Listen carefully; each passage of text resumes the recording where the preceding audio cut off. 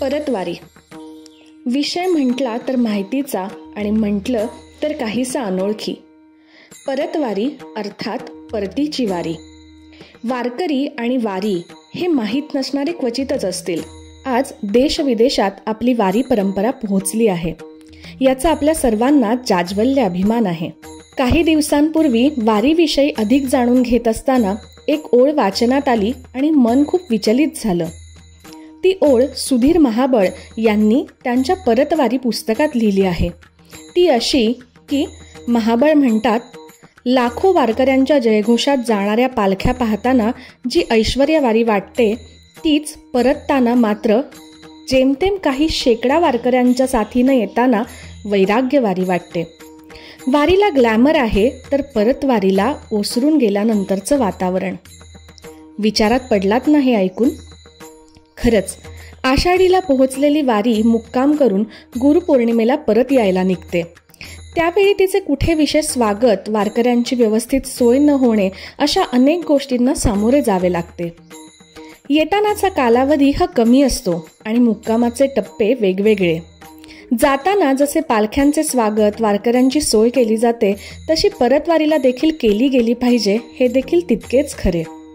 तसे बघितले तर या संत मंडळींच्या त्यांच्या आराध्याशी, आत्म्याशी भेट झालेली असते तेव्हा किती उत्साह आणि आनंद त्यांच्या मनात असेल याचे शब्दात वर्णन करता येणे केवळ अशक्यच. जसं वारी जगण्याचं सार देते तसं परतवारी जगायचं कशासाठी हे शिकवते असं म्हटलं तर ते वावगं ठरू नये.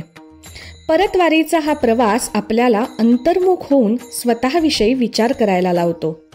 भौतिक सुखात अडकलेले आपण या परतवारीत आपला संपूर्ण अहंकार निघून जातो. जात पात शिक्षण भेद सरून माणुसकीशी नाळ जोडायला परतवारी शिकवते. एक वेगळं जग. बघितलं तर परतवारी म्हणजे परतीची वारी आणि परतवारी म्हणजे पुन्हा वारी देखील. आपण कोणता अर्थ घ्यायचा हे आपल्यावर आहे.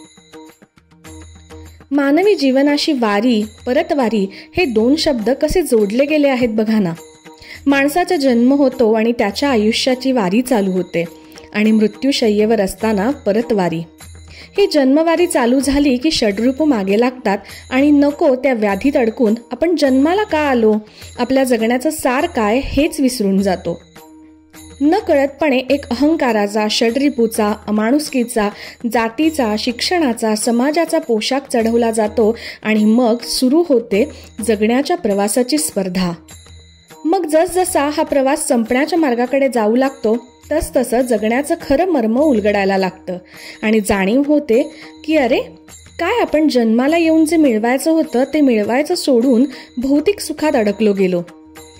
ज्याचा आत्ताचा या शेवटच्या क्षणी काहीच उपयोग नाही हे लक्षात येतं आणि चढवलेला ऐहिक सुखाचा पोशाख गळून पडतो. पण तोपर्यंत फार उशीर झालेला असतो. वेळ हातातून निघून गेलेली असते. पश्चातापाशिवाय काहीच उरत नाही आणि मग परतीच्या प्रवासाची वाट दिसू लागते. म्हणूनच वारी ही सुखकर व्हावी आणि परतवारी ही सुखकरच व्हावी. किती आणि कसा हा जीवनाचा प्रवास असाच सुरू आहे आणि जगण्याचं खरं मर्म सांगण्यासाठी त्या विधात्याने चालू केलेली ही वारी, परतवारी वर्षानुवर्ष, युगानुयुग. जय जय रामकृष्ण हरी. जय जय रामकृष्ण हरी.